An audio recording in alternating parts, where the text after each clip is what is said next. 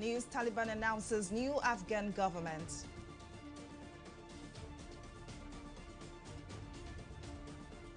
President Buhari meets service chiefs over rising insecurity.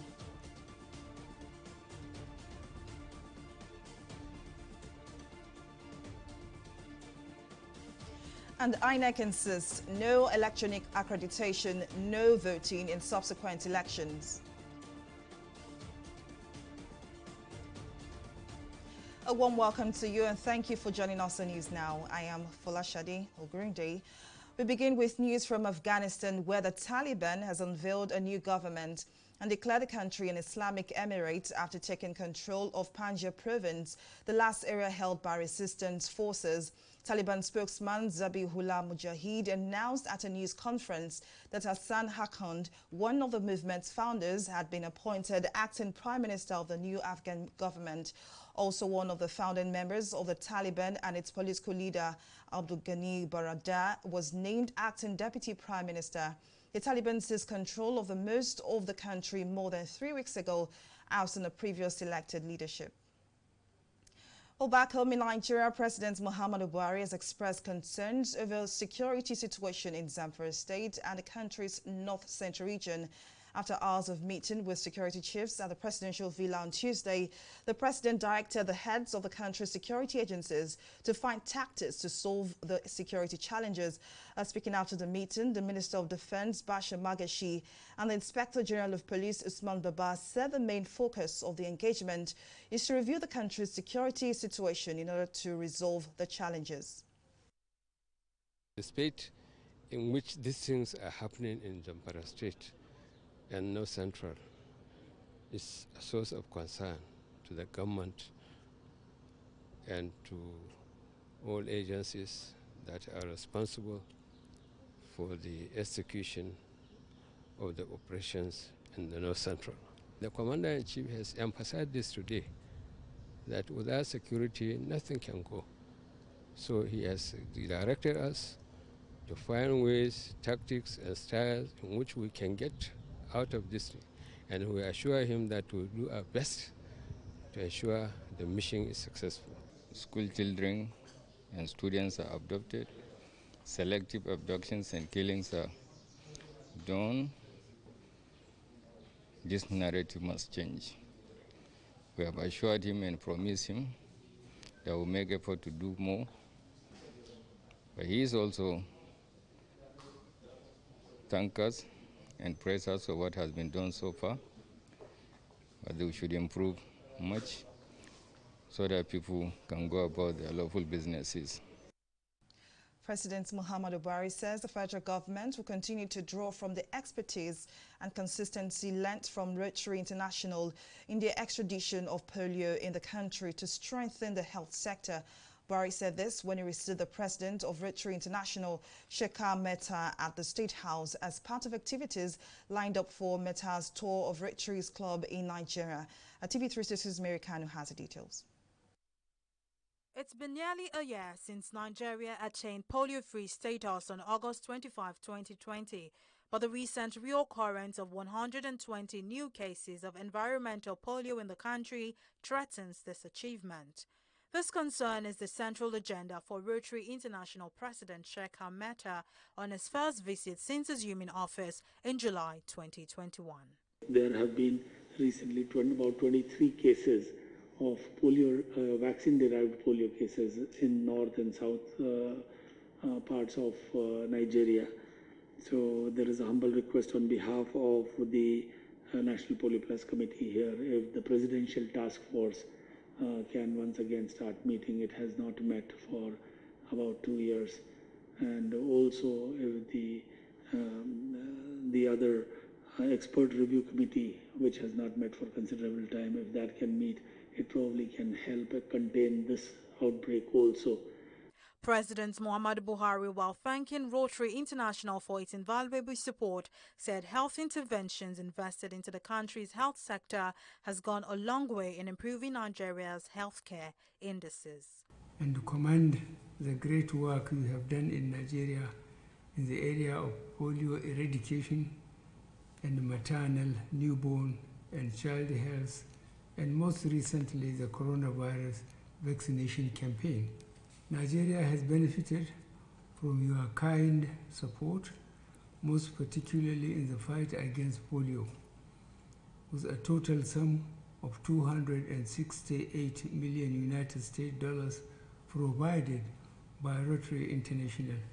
In his remarks, the Minister of Health, Osage Hanire, said the contributions made by Rotary International in improving maternal health and childcare has played a huge role in improving the well-being of women and children in Nigeria. Their most notable and latest achievement is the support they gave to Nigeria that led us to be declared as polio-free under your administration. They also support the health sector in areas of maternal health, child health, and developing our universal health coverage agenda. Vaccine-derived polio, also known as environmental polio, is caused by the lack of routine immunization and spreads easily among unvaccinated children, and is also capable of causing severe illness, including paralysis. Hence, the courts are partnering by the Rotary International for integrated vaccination program to effectively manage the outbreak in Nigeria. Mary Kanu, TV360, Nigeria. Moving on, the Independent National Electoral Commission, INEC, is set to deploy technology-driven elections with a view to strengthening the voter accreditation process during elections. At the Commission's third quarterly meeting with civil society organizations, INEC Chairman Mahmoud Yakubu said the new bimodal voter accreditation system eliminates the possibility of identity theft where a person uses a stolen permanent voter card to vote. He added that the new device would put to tests in the forthcoming by-elections in Delta State this weekend and thereafter deployed in Anambra governorship election in November. The functionality of the Z-Pad has now been integrated into the IVED. On election day, the same device will become the bimodal voter accreditation system, BVAS, to be used first for fingerprint identification during accreditation, and why it fails for facial identification. We believe that this will eliminate the possibility of voting by identity theft using another person's PVC. Where the voter fails both the fingerprint and facial authentication, he or she will not be allowed to vote. The new mantra is that no electronic accreditation, no voting. We want to ensure that the vote counts, and Anambra is an example. We are calling on all of the citizens to make sure that they are able to register and also vote and be voted for. Let them not give up on Nigeria, because if you give up on Nigeria, generations to come will not forgive us. And if we are not participating in the election process, it means we are a wasted generation because you are inactive when you should be taking action. So I call again on the Commission to be transparent and open, that in everything that you do, please maintain transparency and accountability. President Muhammadu Buhari is set to inaugurate 20 projects successfully executed by the Ebonyi State government. Governor Dave Umahi disclosed this to State House correspondents at the end of a closed-door meeting with President Buhari at the presidential villa in Abuja on Monday. TV360's Mojisola Matomi has the details. The Ebonyi State government has lauded itself for the improvement and provision of infrastructural projects across the southeastern states. The state's governor, Dave Umahi, says he is in the State House ahead of the inauguration of some of his administration's key projects executed to improve the livelihood of Ebonyi residents. We have completed additional 6 twin flyover bridges, well decorated and beautiful. We want Mr. President to commission it.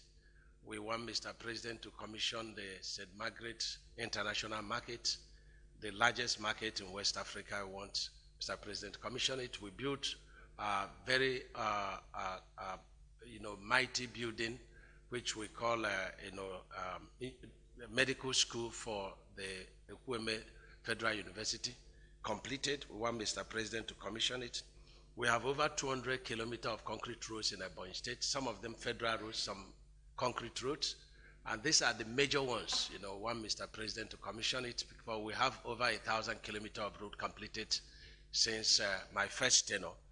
We want the president to commission that. Umahi also commended the president for his support towards the mega projects in the southeast, particularly the second Niger Bridge, saying the projects would have a great impact on the people of the region. The second Niger Bridge is fast becoming a reality. Each time we visit that bridge location, it's always like a dream. And so we, the people of Southeast, were very grateful to Mr. President for this. We also thank him for the award of the Eastern Corridor of our railway line. This is a project that is going to fast-track the commercial activities of our people. He praised the federal government's fertilizer initiative for the agricultural sector, explaining how the South-South is a beneficiary. The limestone granules to fast-track the fertilizer presidential initiative, which has helped the country Nigeria so much in food sufficiency. Let me point out that without the effort of Mr. President through this fertilizer initiative and other programs in agricultural sector, it would have been a very difficult time for this country.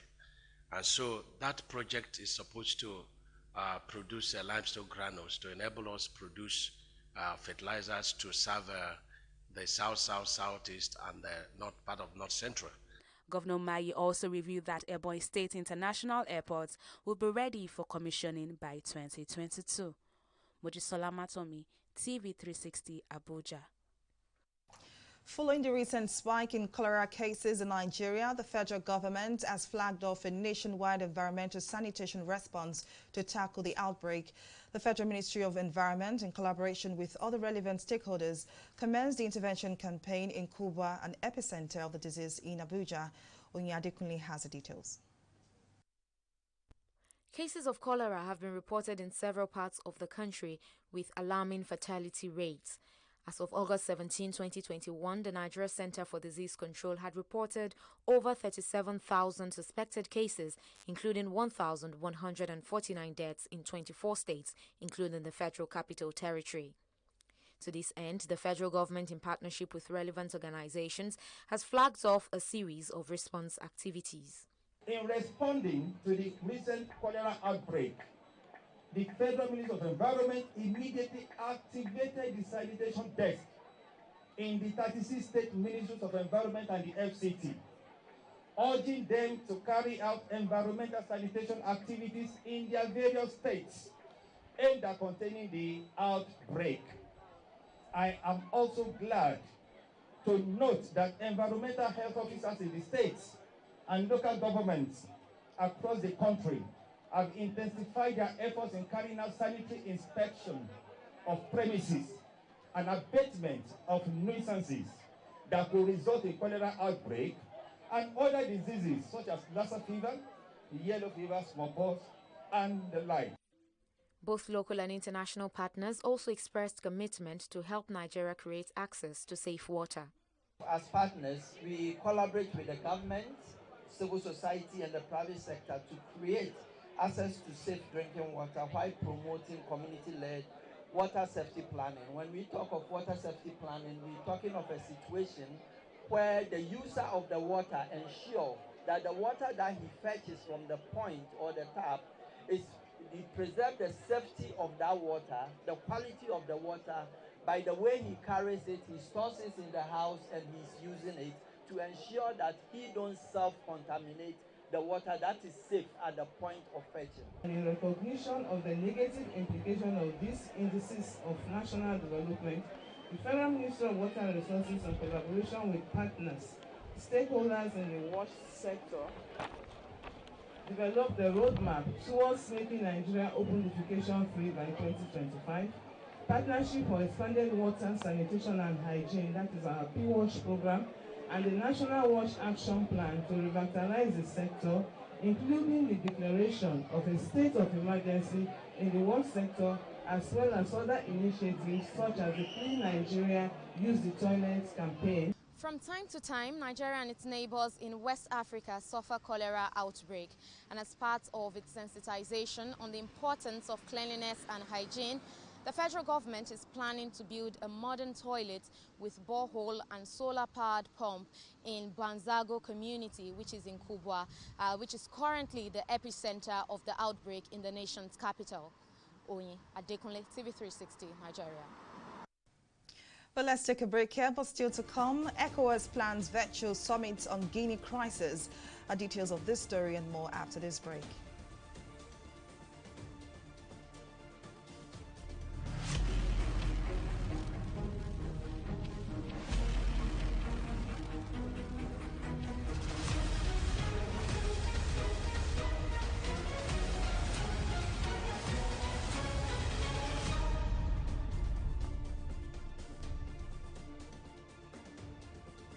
Let's now bring to you the highlights of some of our stories. Again, President Muhammadu Buhari has tasked security chiefs to come up with new tactics to solve the security challenges in the country, especially in the northwest and north central region. President Buhari gave the directive after meeting with the nation's service chiefs at the presidential villa on Tuesday. We also told you that the Independent National Electoral Commission INEC is set to test run its new bimodal voter accreditation system for the forthcoming by-elections in Delta and the Anambra State governorship election. According to INEC Chairman Mahmood Yakubu, the BVAS eliminates the possibility of voting by identity thefts and will strengthen the voter accreditation process during elections. But in case you missed any of our news bulletin, or for more updates, do log on to our website on www.tv360nigeria.com. You can also follow us on our social media platforms on Twitter, Instagram, YouTube, and Google Plus at TV360 Nigeria. On Facebook, we are at TV360 Online.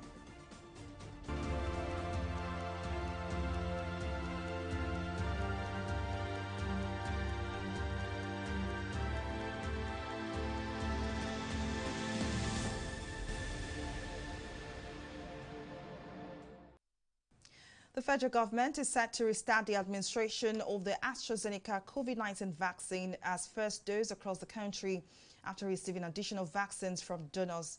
The executive director of the National Primary Healthcare Development Agency, Faisal Shuaib, disclosed this while giving an update on the COVID-19 situation in the country in Abuja. Shuaib also announced the introduction of a new private and corporate vaccination drive.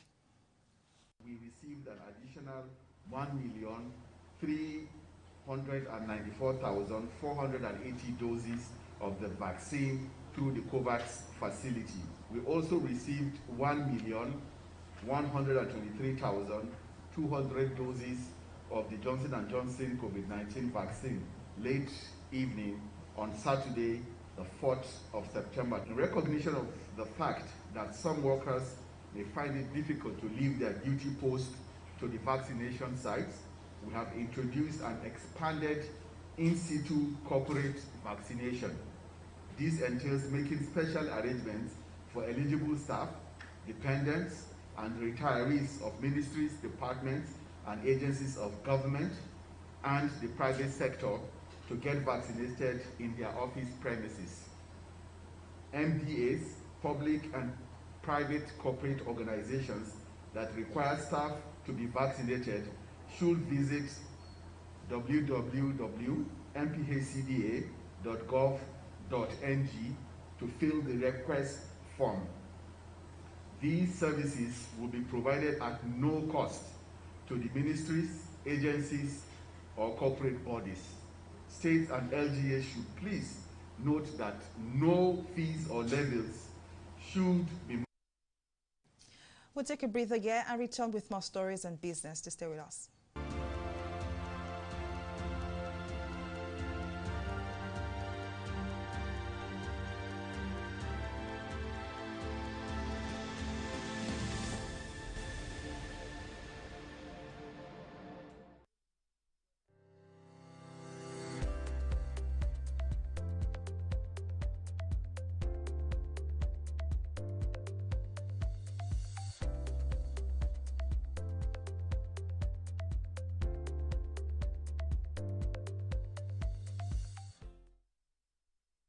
Well, up next is business news and stock market review with Mary Kanu. Over to you, Mary.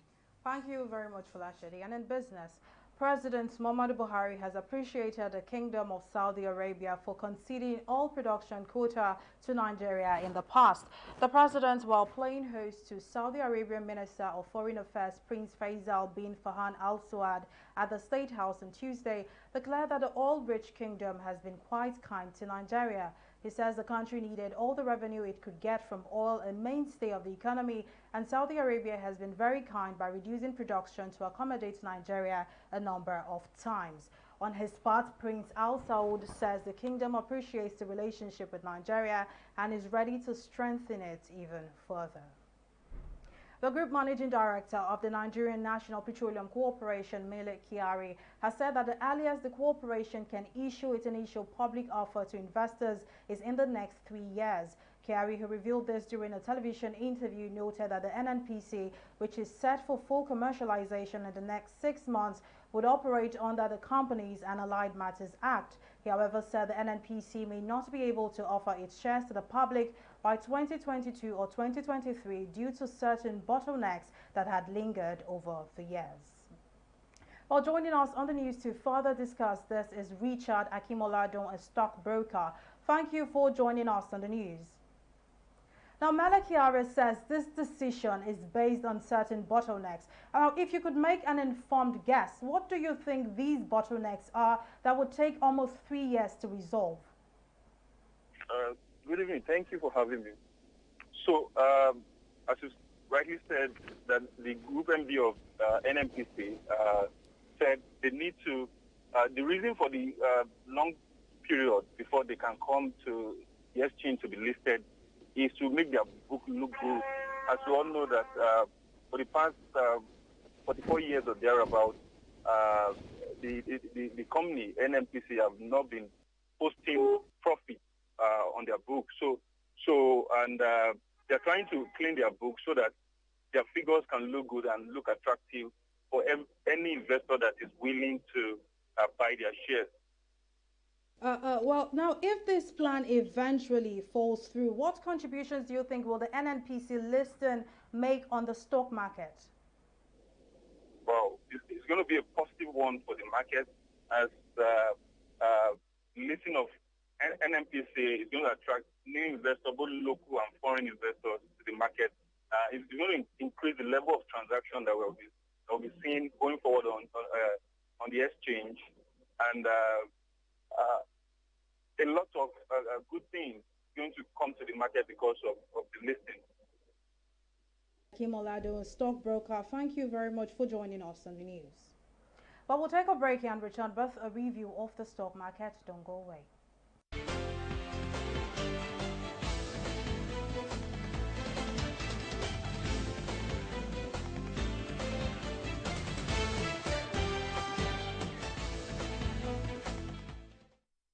Investors' sentiment for equities remained downbeat into the second week of September, recording 2 days of losses as the relative value of the market keeps falling. While about 1 billion naira is knocked off from the total value of the nation's stock market today after a fresh round of profit taken, as the all-share index is flat at 0.00%. Now, before 2016, foreign investors had been major participants in Nigerian equities, accounting for an average of 55.9% of trades. However, following several naira devaluations and forex liquidity crisis, foreign investors have exited en masse, which has seen the bear take charge of the stock market, as the financial services sector accounted for today's losses, represented by Cornerstone Insurance and Universal Insurance with 6 kobo losses. Now, today's activity chart sees 355 million volumes of shares exchange hands in 4,241 deals. Now, despite today's downturn, United Capital and International Brewers made gains worth 95 kobo, leading 15 other gainers that recorded an impressive volume spike at the end of today's sessions. Now, over to the global stock market. UK stocks FTSE ended at a 0.53% on Tuesday, giving back some of Monday's gains as U.S. blue chips returned in dull fashion, still unsettled by Friday's much weaker than expected August U.S. job report. Now, the U.S. stock Dow Jones also fell 0.77% as investors worry that the spread of COVID-19 will weigh on economic growth, while in Asia, technology and investment group SoftBank led the rally on Tuesday, with stocks jumping up almost 10%, pulling the Nikkei to 0.86 increase. Well, that's all on today's review of the stock market. Back to Folashade for the rest of the news. Well, thank you very much, Mary, for that update. Moving on now to the foreign scene, the Economic Community of West African States, ECOWAS, is set to hold a virtual summit on Wednesday to discuss the crisis in Guinea, where troops have arrested President Alpha Condé and declared a political transition, scrapping the constitution and imposing a curfew in the country. ECOWAS, in reaction, condemned the coup and demanded Condé's unconstitutional release. The Commission has also expressed concerns about potential delays in elections in Mali, which is aimed at restoring civilian rule following a coup last year.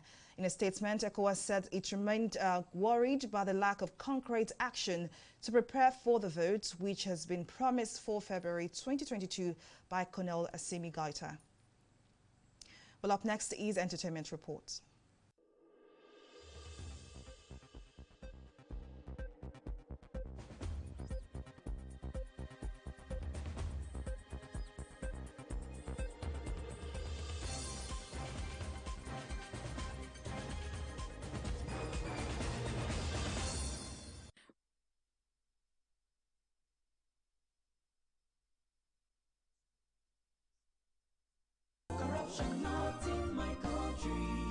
It's about the files your secretary presented to me regarding the company's salary. Yes, the figures don't seem to add up. I suspect there's some form of a discrepancy. Precisely, sir. Keep the figure that way. That's fraudulent, sir. That's my money. I'm sorry, sir. I can't do that, sir. See how padded your teeth are. Are you telling me you cannot pad up figures? Sir, padding is against best auditing practices, and it's a form of corruption. It's true. Accountant. You were testing. Thank you, sir. That's it. Bagole. Yes, sir. You are fired. Fine. Yeah. Fine, sir. Rather than watch corruption grow under my watch. Padding is a form of corruption and not in my country, sir. Corruption not in my country.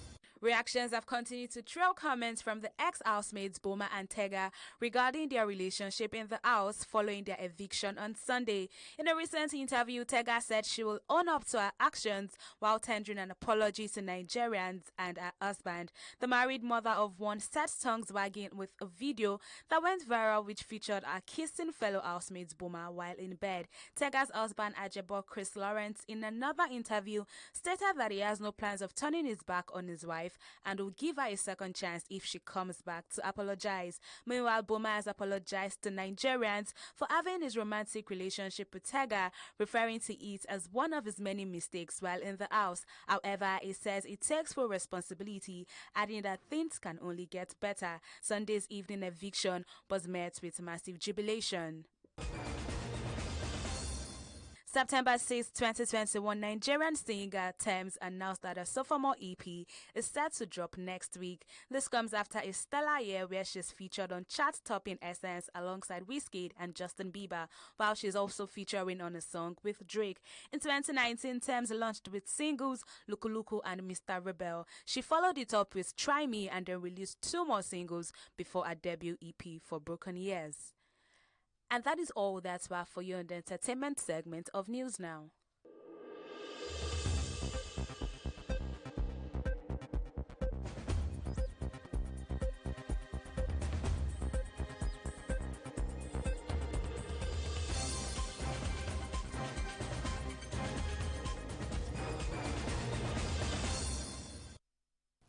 And now to sports. The Super Eagles are currently slugging it out with the Blue Sharks of Cape Verde at São Vicente in the quest for a ticket to the Qatar 2022 World Cup after Dylan Tavares put the host in the lead in the 19th minute. Victor Osimhen equalized at the 29th minute. A victory over the Blue Sharks will brighten the three-time African champions' ambition of qualifying for a 7th World Cup in Qatar next year. It is the first time the two teams will be meeting in a competitive match. I need to wrap on our news bulletin. Thank you for watching. I am Fola Shadi. Ogurinde. Bye for now.